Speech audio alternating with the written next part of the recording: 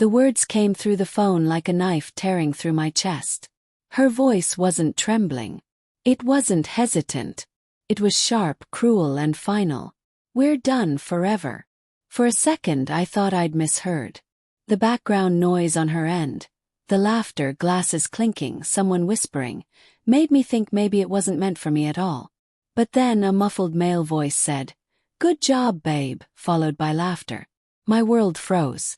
"Sarah," I said, my voice raw, breaking against the silence. She didn't reply. Only the sound of her breathing, steady and cold. Then the line went dead. I sat there in the dark, gripping my phone like it might give me a different answer if I stared at it long enough.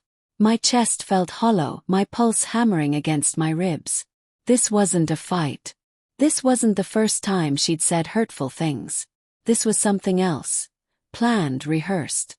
And she'd put me on speaker. She wanted an audience. I didn't sleep that night. I sat in the living room, staring at the wall, playing the call back in my head over and over. Every sound, every pause. The male voice, it wasn't familiar, but the ease in the way he said "babe" told me this wasn't their first conversation. By morning I was numb. No text from her. No explanation. My mind went back and forth. Maybe it was a prank. Maybe she was drunk. Maybe it wasn't as bad as it sounded. But deep down I knew. I'd been ignoring the signs. The late nights. The sudden work trips. The way she guarded her phone like it held state secrets. At 10 a.m., her sister called. "Mark," she said, her voice trembling. "Have you talked to Sarah?" I clenched the phone so hard my knuckles went white. "She told me we're done." In speaker. "With someone else there." Silence. Then a gasp. "Oh my God, you don't understand.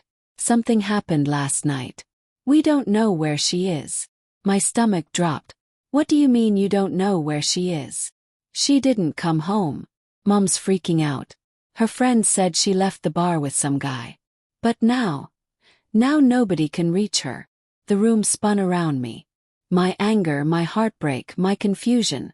All of it twisted into something darker. Fear. I should have felt vindicated. Proof that she'd betrayed me. Proof that the voice in the background wasn't just a figment of my paranoia. But instead all I felt was dread. "Do you think she's okay?" her sister whispered. I didn't answer. The day stretched on like a nightmare. Her family kept calling, their panic growing.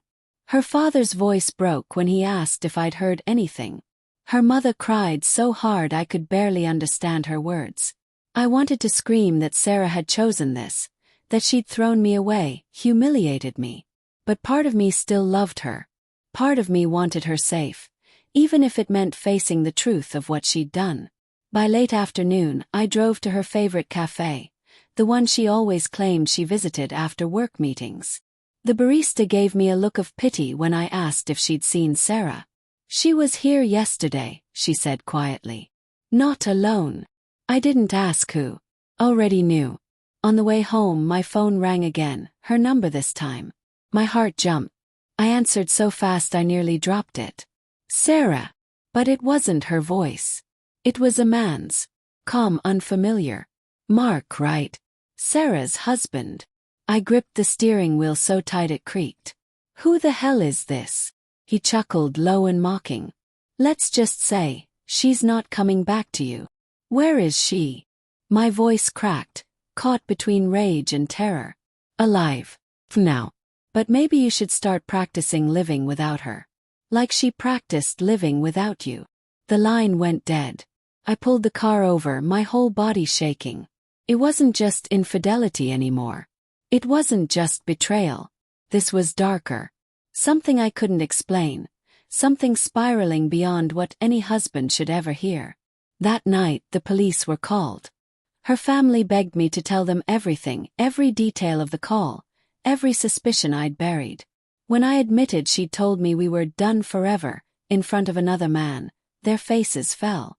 Her mother whispered through her tears. "She made a mistake, but she doesn't deserve this." And she was right.